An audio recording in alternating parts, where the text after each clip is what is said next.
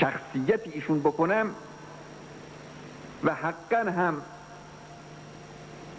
هرچه در این زمینه بگیم زیاد نگفتیم، چون سالیان درازی این شخصیت روحانی مبارز، زاهد، قانع و فداکار مورد توطئه سکوت قرار گرفت.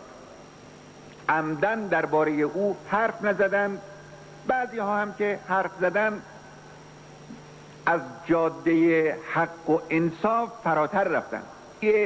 فکر و بلند پروازی ذهنی دکتر مصدق نبود. یک انسان لیبرال و آزادی خواهی که معتقد بود جامعه همینجور با همین نظام زندگی کنن، منتها انگلیس ها یا مثلا قدرت های خارجی بر اونها حکومت نداشته باشن. مرحوم آیت الله کاشانی چطور؟ مرحوم آیت الله کاشانی یه فرد مکتبی بود.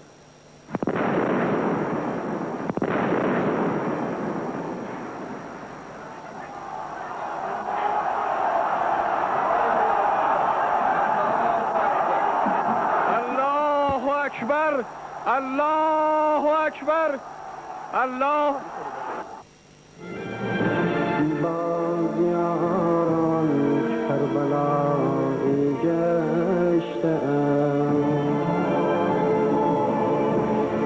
باجی پاکم خدایی گشتم، پای اشکم هر زمان وام شود، لاله شعرم شکوفا